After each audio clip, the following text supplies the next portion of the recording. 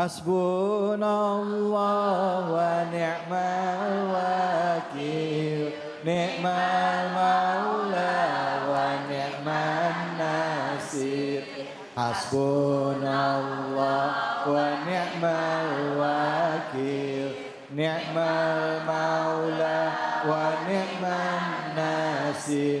Hasbunallah wa ni'mal wakil. Ni'mal maula wa ni'man nasir.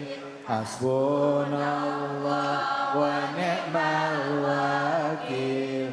Ni'mal maula wa ni'man nasir. Sallu ala Nabi Muhammad.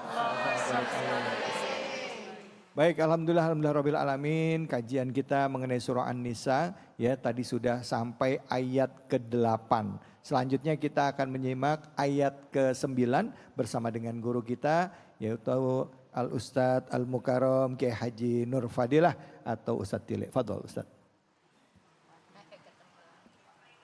Pemirsa Cahaya Hati iNews yang dimuliakan oleh Allah Subhanahu wa taala.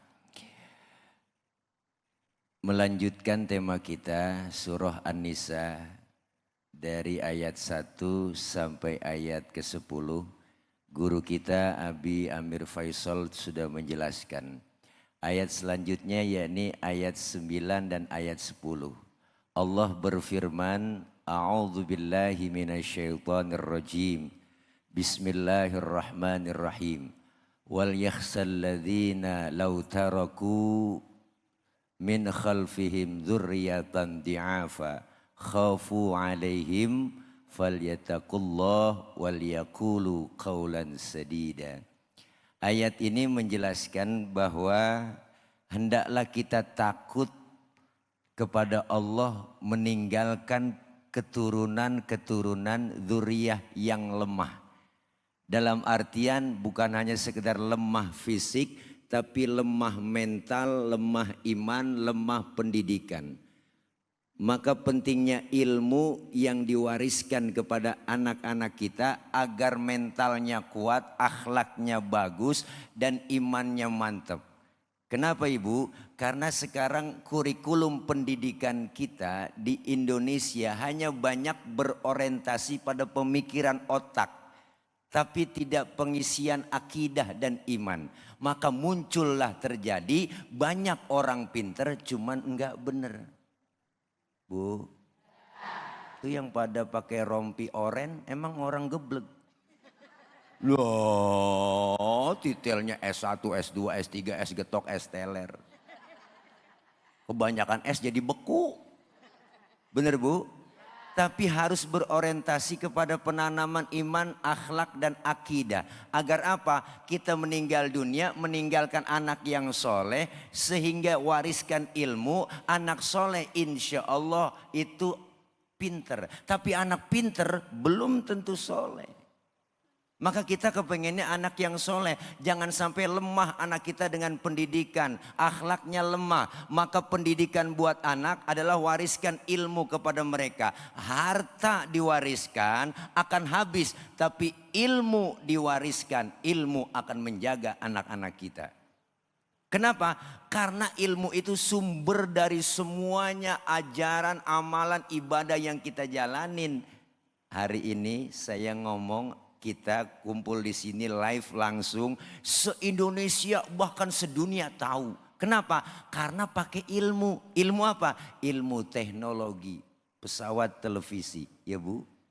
Saya ngomong begini yang dikeluar itu kedengeran keluar masjid. Kenapa? Karena ngomongnya pakai ilmu. Ilmu apa? Ilmu teknologi sound system. Ini kalau nggak ada ginian lecet tenggorokan Bu. Saya ngecek sound dulu kalau lagi ceramah. Bapak Ibu yang di pojok sono kedengeran enggak? Enggak. Ya berarti kedengeran. Karena dia nyaut. Ya kan. Nyaut dia. Kan rada PA itu jamaah. Dan saya ngomong bener-bener yang di sono kedengeran enggak Pak? Enggak. Ya berarti kedengeran. Bener Bu? Ilmu bikin semuanya mudah. Jangan sekedar diwariskan harta, harta akan habis, harta akan bisa menjadikan hidup tidak harmonis. Ya enggak, kalau dia jadi anak soleh semua. Tapi kalau anaknya pinter doang, enggak soleh, akhirnya berebut warisan. Itu yang pertama. Yang kedua, ayat selanjutnya ini surah An-Nisa ayat ke-10. Apa kata Allah?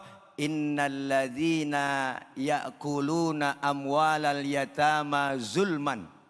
Sesungguhnya orang-orang yang memakan harta anak yatim dengan zalim, innama ya'kuluna fi butunihim naro wa sayaslawna sa'iro. Sesungguhnya itu orang yang makan harta anak yatim sama saja dia menelan api dalam perutnya, dan api itu akan menyala-nyala, dimasukin ke dalam api yang menyala. Na'udzubillah min.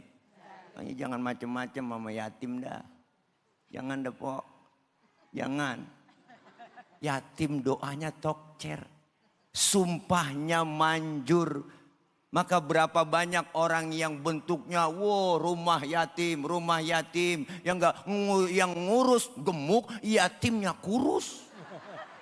Ya Allah bu, tuh, niat kurusnya kemari Romanya tawa geli banget. Ya Allah, saya bukan kurus bu, saya atlet. Apa itu? Antara tulang dan kulit. Jadi kita kepengen menjaga, ayo harta anak-anak yatim kita jaga. Jangan sampai kita zolimi mereka. Boleh makan? Boleh ya bu.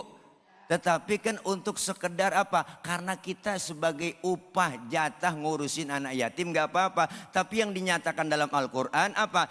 Yakuluna zulman, secara zolim, makannya secara zolim. Maka kita kepengen yuk sama-sama kita jaga mereka, anak-anak yatim kita, sehingga kita nanti bersama Rasulullah di dalam surga seperti dua jari, jari telunjuk dan jari tengah. Amin ya robbal alamin. Terima kasih banyak Kiai. Sama-sama. Bu, ayatnya ini ngingetin nih buat orang-orang yang makan harta anak yatim. Katanya tadi, innama yakuluna fi butunihim naro wa sayaslawna sa'iron. Bahwa di dalam perut mereka itu orang yang makan anak yatim itu, harta anak yatim itu seperti nelen api dalam perut mereka, masuk ke dalam api yang menyala-nyala. Bu, ngeri nggak bu? Bu, ngeri nggak bu? Udah nelen api terus masuk ke dalam api 2 kali bu ya? Bu, bu. Ngeliatin aja. Kagum sama Ustadz ini Ustadz. Silakan yang mau nanya angkat tangannya. Siapa? Oh banyak banget ini. Yang mana ini? Yang mana ini? Silakan. Oh ya oke. Bapak deh. Oke Bapak. Terima kasih. Bismillahirrahmanirrahim. Assalamualaikum warahmatullahi wabarakatuh. Waalaikumsalam warahmatullahi wabarakatuh. Perkenalkan, nama saya Ikhwanuddin. Saya mau bertanya Pak Ustadz. Ya. Bagaimana jika ada keluarga yang menolak pembagian warisan sesuai syariat dan menguasai semua harta itu sendiri? Demikian pertanyaan saya Pak Ustadz. Mohon pencerahannya. Terima kasih. Wassalamualaikum warahmatullahi wabarakatuh. Waalaikumsalam warahmatullahi wabarakatuh. Silahkan Kiai.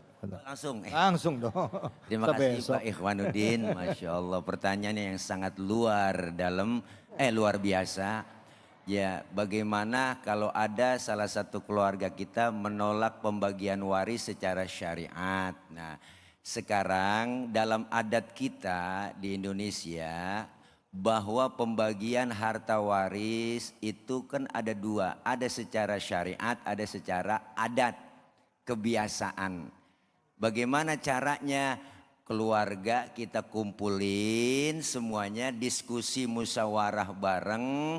Di situ ada penengah, bapak ibu semua waris sudah kumpul. Sekarang kami tanya, kayak contoh kayak seperti ustadz atau guru kita yang benar-benar paham dengan ilmu waris atau ilmu faraid. Ini harta sekian, bapak sudah meninggal, ada warisannya. Bagaimana kita caranya bagi? Apakah pakai cara adat atau cara syariat? Nah, kalau semuanya sepakat pakai cara syariat, diatur, tentunya laki-laki lebih besar bagiannya daripada anak perempuan. Tetapi ada yang bilang, wah kalau begitu nggak enak, udah secara adil aja. Cara adat dibagi secara adat, semuanya berarti sama bagiannya. Laki perempuan rata semuanya. 100 miliar, anak ada 5 berarti 2 miliar, 2 miliar, 2 miliar, 2 miliar. Itu secara adat. Bagaimana menolaknya? Kalau 100 miliar 20 miliar dong. Oh iya lupa. Iya. Iya salah. Lah sisanya kemana itu 80 miliar? Waktu lagi sekolah dulu saya giliran matematika itu konten 5. Iya. Ya kali-kalian paham, tambah-tambahan paham, bagi-bagian nggak paham. Iya. Jadi berarti kalau 100 miliar sekarang 20 miliar. Artinya apa? Ini bagi rata. Dibagi rata. Nah bagaimana ada yang nguasain, nggak mau syariat udah pokoknya saya megang semua. Inilah yang disebut kezoliman. Nggak boleh. Kita harus tegas ibu. Kenapa? Dengan adanya dia menguasai artinya dia mau ngajak ribut, mau ngajak berantem, mau ngajak ada perpecahan dalam keluarga. Maka itu ketika itu begitu kira-kira Pak Ikhwanuddin. Masya Allah, pokoknya dimusawarahin dulu. Insya Allah kalau kurang puas ntar nyari kepuasan di luar nggak apa-apa. Jawabannya. Ya makasih Pak Ikhwanuddin. Jadi kalau misalnya ketemu deadlock nih, artinya nggak ketemu antara dia sama kita, sama-sama sepakat untuk tidak sepakat, Betul. gitu kan? Nah, terus kemana larinya? Nah kita harus ke notaris. Oh, langsung ke notaris atau ke pengadilan agama? Pengadilan agama. Pengadilan agama itu kan gitu. Pengadilan agama yang akan memediasi gitu Semuanya. antara keluarga semua. Oke, Ya intinya mah kita pengen nggak ribet-ribet ya Bu. Iya, Kalau saya mah pribadi nih ya, kalau ada dapat warisan orang tua banyak umpama, terus ada yang serakah banget pengen makan, ya kan pengen ngambil nguasain, saya kasih aja biarin. Tadi gua sakit aja duluan dia. Gitu. Gitu aja. Siap, Kiai. Siap, Kiai. Masya Allah. Baik pemirsa, kita akan lanjut lagi ya. Memang bicara mengenai waris itu tanggung jawab. Islam tidak menganggap waris ini sebagai main-main, tapi ini adalah satu hak ya yang harus dijaga ya, baik untuk para pihak. Dari mulai harta anak yatim ya, termasuk mahar untuk istri, bahkan juga waris kita dari orang tua kita. Jangan kemana-mana, kita akan lanjutkan lagi sesi tanya jawabnya bersama dengan dua orang guru kita. Hanya di sini, di Cahaya Hati Indonesia.